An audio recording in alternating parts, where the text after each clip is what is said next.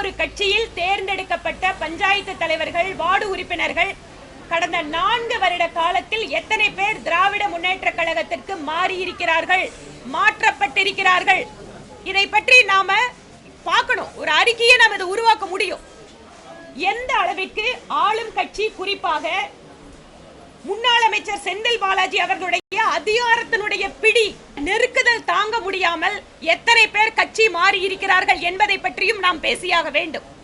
அப்ப இயல்பான சூழல் கரூர்ல இல்ல. நீங்க வேற கட்சியில ஒரு பஞ்சாயத்து தலைவர், ஒரு கார்பரேட்டர் ஆகிறவரு, வார்டு உறுப்பினர் ஆகிறவரு 4 வருஷ காலத்துல எத்தனை பேர் திமுகவுக்கு வந்திருக்காங்கன்னு புரிஞ்சுட்டாலே அந்த மாவட்டத்தில் ஜனநாயக தன்மை என்பது கேள்விக்குறியாயிருக்கிறது. இதுல இருந்து நம்ம புரிஞ்சுக்கலாம்.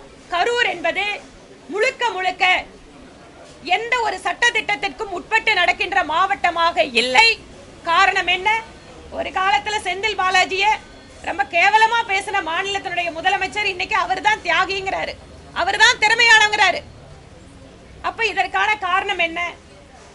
அரசியல் அதிகாரத்தை எப்படி அமைப்புகள், தனிப்பட்ட தலைவர்கள் இவர்களை எல்லாம் நெருக்குதலுக்கு உள்ளாக்கி மாற்ற முடியும் என்பதற்கு கரூர் சிறந்த உதாரணம்.